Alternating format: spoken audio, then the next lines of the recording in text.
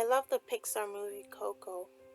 In that movie, Miguel finds himself in the land of the dead. The line in that movie that hits me the most is when Hector says, "When there is no one left in the living world who remembers you, you disappear from this world." We call it the final death. I lost my father last week. In my tribute that my cousin read, I said, "Your memory and legacy will live on forever." Since then, I've been thinking of ways to fulfill that promise. So I'm going to tell you the story of how Coppercross Ranch was created. My cousin Kondwani has always motivated me. Even though she is younger than me, I draw a lot of inspiration from her.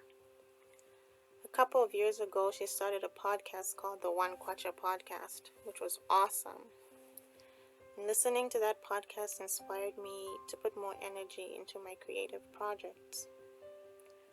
One day while looking through some old cards, it occurred to me, why don't I have any cards with Zambian languages on them? I was like, I should make some cards in Bemba. I started making notes, asking for translations, looking through my old hymn books, talking to my family about what they thought of the idea, and designed a few examples. I told my dad about it, and he said it was a good idea, and we should talk more about business strategy. Unfortunately, we didn't get around to doing that, but I kept on developing the idea and trying out new designs. I also thought about creating wall art quotes that people could use for decorations in their houses.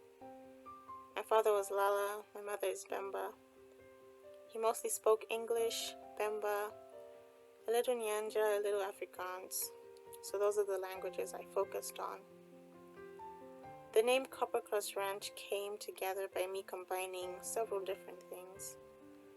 Coppercross was partially inspired by Kondwani's One Kwacha. Because if you paid attention in social studies, you know that before kwachas were used, they used copper crosses. Another inspiration was the fact that my dad worked in the copper mines, and I'm also from the copper belt. Then ranch is inspired by farming, and I actually did quite a lot of gardening this year.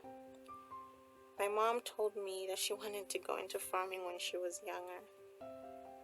My parents would take us to the farm when we were little. We would help plant maize, groundnuts, sweet potatoes, all types of things. And one day I hope to have my own ranch. So that's how Coppercross Ranch came about. Getting the cards to people wasn't really working out until I discovered that I could just sell the designs and people could download them and print them as many times as they wanted. I found a quote saying, "Ye, I make a record in the language of my father." And that is what I hope this collection of cards and quotes can represent. Our generation uses less and less of our ancestors' language. So I thought this is just one way to preserve language. We don't really sit around the fire and tell stories anymore. So this is just a small idea, but it's one way I thought a legacy can live on.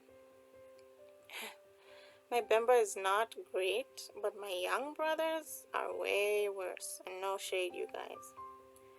But if they had a card or a quote on the wall that says Moaiseni hanging on the wall, someone asks, "Hey, what does that mean?"